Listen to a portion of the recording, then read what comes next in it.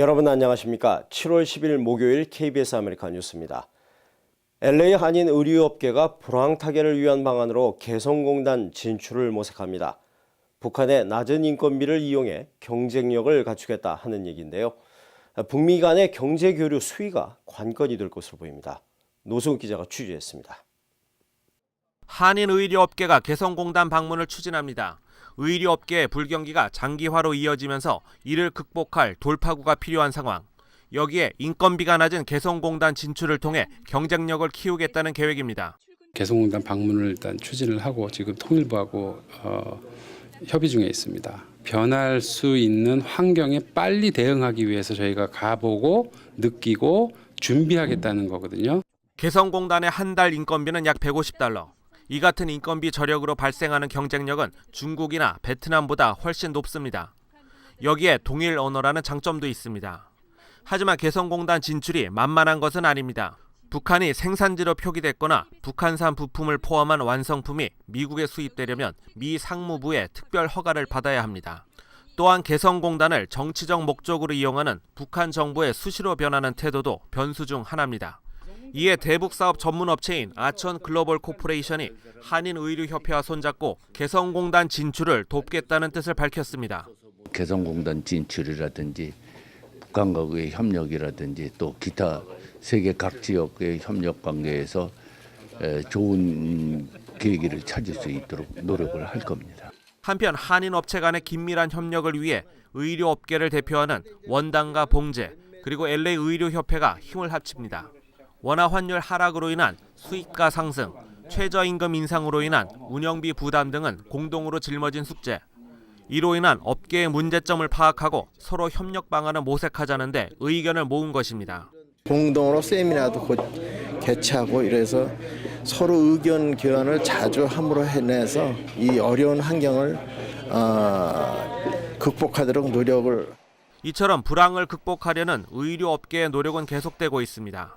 하지만 가격 경쟁을 부추기는 대형 판매 업체나 수입 업체의 증가로 인해 내수 시장이 축소되고 있는 등 근본적인 문제부터 해결해야 한다는 목소리도 높아지고 있습니다. KBS 뉴스 노승욱입니다. LA 경찰국이 상반기 범죄율을 발표했습니다. 전체적인 범죄율은 내려갔지만 폭력 범죄는 10년 만에 다시 늘고 있습니다. 그 이유를 알아봤습니다. 윤범수 기자입니다. LA시의 폭력 범죄가 증가했습니다. LA 경찰국의 상반기 범죄율 통계 자료에 따르면 폭력 범죄는 지난해 같은 기간과 비교해 2.9%가 늘었습니다. 세부적으로 가중폭행이 460여 건 늘어 무려 12%가 올랐습니다. 이처럼 폭력 범죄가 다시 늘어난 건 2003년 이후 처음입니다. 원인에는 여러 가지 이유가 제기되고 있습니다. 우선적으로 경찰이 살인과 강도, 갱범죄 등 다른 강력범죄에 치안을 집중하다 보니 상대적으로 폭행 사건이 우려되는 상황에서의 대응은 허술하지 않았냐는 지적입니다. 또 올 상반기에 LA를 중심으로 굵직한 스포츠 관련 이벤트들이 이어진 것도 원인 중 하나로 분석됩니다. 다른 한편으론 수위가 낮은 단순 폭행 또는 다툼까지 폭력 범죄로 집계된 것이란 주장도 있습니다. 수치상의 결과만 높게 나왔을 뿐 결과적으로 전체 범죄율이 내려갔기 때문에 큰 이상은 아니라는 평입니다. It's what's behind the numbers that are truly important. Our parks are open late for our kids. Our streets are safe for the people who live here. This summer we'll have double the number of youth jobs on the streets of Los Angeles and a summer of learning to keep our children occupied and productive. 실제 살인과 강간, 강도 등 다른 주요 강력범죄들은 각각 1.5%와 1.3%, 5.7%가 하락했습니다. LA 경찰이 주력하고 있는 갱 범죄율도 13.1%나 내려갔습니다. 찰리백 경찰국장은 폭력 범죄는 총격과 살인 등의 시작이 될 수 있는 만큼 폭력 범죄가 늘어난 데 대한 정확한 이유를 면밀히 분석하고 적절한 조치를 취할 것이라고 답했습니다. Aggravated assaults are the precursors to shootings and homicides. And we're very concerned about this trend. We're looking at it, we're dissecting it. 경찰은 특히 야외 활동이 많고 뜨거운 여름을 맞아 각종 싸움과 폭행 등 폭력 범죄가 일어날 가능성이 높다고 보고 이에 대비할 것이라고도 밝혔습니다. KBS 뉴스 윤범수입니다. 미주 대한항공 법인에서 근무하던 시애틀 거주 한인이 하청업체 직원과 말다툼 끝에 숨졌습니다. 미주 대한항공 관계자와 현지 언론에 따르면 지난 5일 미 서부 시애틀 타코마 공항 내의 작업장에서 하역 장비에 탑승해 일을 하던 대한항공 현지 직원인 한인 K씨와 용역업체 직원 M씨 간에 장비 문제로 시비가 붙었습니다. 이 과정에서 K씨가 용역업체 직원으로부터 얼굴을 맞은 뒤 장비에서 추락해 병원으로 옮겨졌지만 숨졌습니다. 현재 가해자 M씨는 구치소에 수감됐고 현지 경찰은 정확한 사건 경위를 조사 중입니다.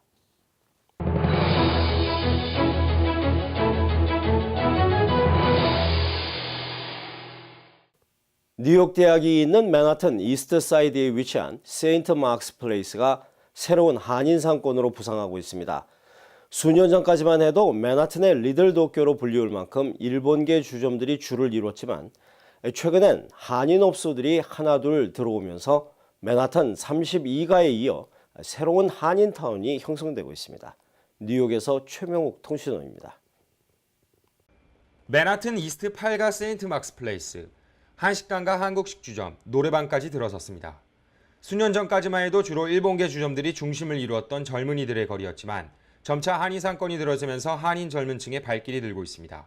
K타운에서 밥을 먹게 되었으면 가격적인 부분에서 약간 부담이 더 많이 되는 부분이 가장 첫 번째 이유고요. 다른 지역에서 식사를 할 때는 뭐 영어 연습도 되고 또 다른 문화의 그 음식을 또 경험할 수도 있어서 The Korean food's wonderful, and one thing that's been great about St. Mark's Place in the last, I think, 5 or 10 years is just the growth of the Korean restaurants. So I try to come here once every couple days and try a different restaurant. This is my first time at Hanju, but it's delicious. 맨하튼의 대표적인 한인타운이라 할 수 있는 미드타운 32가와 다른 점은 주변의 유명 대학들이 밀집해 있어 고객의 연령이 젊다는 것입니다. 그런 이유로 보다 저렴한 가격과 다양한 문화 형태로 소비가 이루어지고 있습니다. 또 32가 한인타운에 비해 유동인구는 적지만 유동인구 대비 방문자들의 수가 높고 한인들만이 아닌 타인종 등 소비층이 다양합니다. 작년 대비 저희 매출이 20% 정도 올랐고요. 이유는 이제 한국 사람들도 많이 사람들이 증가했고 뭐 다른 손님들도 증가했고 거리 자체가 이제 매상이 많이 오르고 있고요. 맨하튼 이스트 빌리지는 지난 100년간 뉴욕의 주요 예술 문화의 탄생지로 인식되었습니다. 인근의 대학가 갤러리 그리고 세계적인 예술가들이 대거 거주하는 소호가 있기 때문입니다. 뉴욕 젊은이들이 문화적 메카로 불리는 이유가 여기에 있습니다. 맨하튼의 대표적인 문화의 거리가 한국의 문화를 접하고 즐길 수 있는 제2의 한인타운으로 정착할 수 있을지 관심이 모아지고 있습니다. 지금까지 뉴욕에서 최명욱입니다. 텍사스 휴스턴 인근에 있는 스프링시의 한 가정집에서 30대 남자가 조커와 친척 등 6명을 총으로 살해한 사건이 일어났습니다. 잔혹한 범행 수법에 미국 사회가 경악과 충격에 빠져 있습니다. 박태수 기자의 보도입니다. 어젯밤 텍사스 경찰에 체포된 33살 로널드 헤스켈입니다. 가정집에서 총기를 난사해 6명을 살해했습니다. 수법은 치밀했습니다. In the guise of a FedEx driver wearing a FedEx shirt, came to this residence, gathered up the children that were here, and awaited the arrival of the parents. 한 줄로 앉혀놓고 뒤에서 총을 쏘는 이른바 처형 방식의 범행이었습니다. 4살 배기 남자아이, 7살, 9살, 14살 소년, 소녀, 30대 부부가 현장에서 숨졌습니다. 모두 범인의 처조카 등 친척들이었습니다. 15살 소녀 1명은 극적으로 목숨을 건졌습니다. 총에 맞은 이 소녀는 죽은 척하고 있다가 범인이 현장을 떠난 직후 경찰에 신고했습니다. When we arrived, there was one victim, gunshot victim on the scene that was able to verbally tell us who actually did the shooting and possibly where that individual was going to. 범인은 최근 별거와 이혼 등 가정 불화를 겪었다고 경찰은 밝혔습니다. I don't know what people go through when they go through a divorce. I don't know. I imagine the rage is great, and that's an unfortunate thing. 범인을 상대로 범행 동기를 수사 중인 현지 경찰은 신고 전화를 걸었던 소녀가 생명이 위독한 상태라고 전했습니다. 뉴욕에서 KBS 뉴스 박태선입니다. 미국과의 이중 스파이 혐의로 자국 정보 요원을 체포한 독일이 베를린 주재 미 정보 책임자를 전격 추방했습니다. 지난해의 경우 메르켈 총리에 대한 감청 의혹에 이어 두 나라 관계가 유례 없이 악화 일로로 치닫는 분위기입니다. 이주환 기자가 보도합니다. 미국의 스파이 역할을 한 혐의로 독일 정부의 용의선상에 오른 사람은 2명. 미 중앙정보국에 200여 건의 기밀 문서를 넘긴 혐의로 독일 연방정보국 직원이 체포된 데 이어 미 정보기관 인사들과 수시로 접촉해 정보를 넘겨준 혐의로 또 다른 사람이 조사를 받고 있습니다. 이딴 스파이 의혹에 대해 독일 정치권과 여론이 발끈했습니다. 미국의 해명을 촉구하며 정부를 몰아붙였고 결국 베를린에서 활동 중인 미 정보당국 책임자가 전격 추방됐습니다.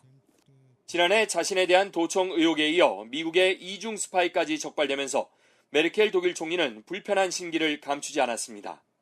The federal prosecutor general is still looking into this case, but if what we hear right now is true, I have to say that from my point of view, spying on allies is a waste of energy in the end. 미국은 직접적인 언급을 삼가면서 두 나라 간의 정보 공조는 불가결하다는 입장만 강조했습니다. We have areas certainly where we may disagree, but the sign of a strong relationship is being able to work through those disagreements or challenges. 언론들은 나토의 우방국인 독일의 이번 추방령을 외교적 적대 행위로 규정하면서도 미국의 미숙한 대응을 꼬집었습니다. 정보당국의 이딴 악재가 겹치면서 미국과 독일 두 동맹 관계에 어두운 그늘이 드리우고 있습니다. 워싱턴에서 KBS 뉴스 이주환입니다. 더운 날이 길수록 신장결석이 는다는 연구 결과가 미 연구진에 의해 발표됐습니다. 그 이유를 알아보겠습니다. 김성진 기자입니다. 미국 병원 연구진이 기온이 오르면 신장결석 환자가 늘어난다는 사실을 발견했습니다. 지난 2005년에서 2011년 사이 미국 5개 도시 6만여 명의 의료 기록과 날씨 자료를 분석한 결과입니다. 구체적으로는 10도 이상의 더운 날이 지나고 20일 이내에 환자가 늘어나는데 그중 3일 이내에 가장 많이 늘었습니다. 특히 이미 증세를 갖고 있는 환자에게 영향이 컸습니다. 연구진은 기온이 오르면 체내 수분이 줄고 이로 인해 소변에 포함된 칼슘 농도가 높아지면서 증세가 악화된다고 보고 있습니다. 흥미있는 건 연평균 기온보다 더운 날에 빈도가 큰 영향을 미친다는 사실입니다. 연평균 기온은 비슷하지만 섭씨 25도 이상 더운 날이 5배 많은 아틀랜타가 로스앤젤레스에 비해 결석 환자가 2배나 많았습니다. 바깥 기온이 추워질 경우에도 환자가 급증했습니다. 실내 높은 기온에 노출되고 운동량이 줄어들면서 증세가 악화되는 걸로 분석됐습니다. 미국에서는 지난 1994년 20명에 1명꼴이었던 신장결석 환자가 2011년에는 11명에 1명으로 늘었고 그중 한 해 50만 명 정도가 응급실을 찾고 있습니다. 이번 연구는 기후변화가 건강에 큰 영향을 미칠 수 있다는 사실을 보여준다고 연구진은 설명했습니다. 워싱턴에서 KBS 뉴스 김성진입니다.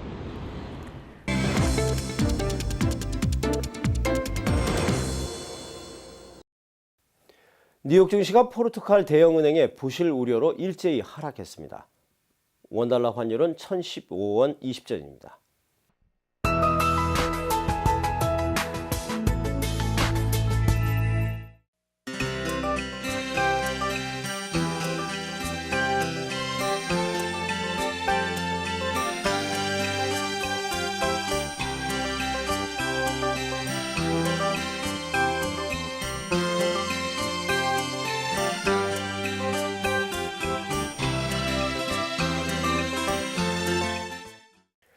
목요일 밤 KBS 아메리카 뉴스를 마칩니다. 시청해주신 여러분 고맙습니다.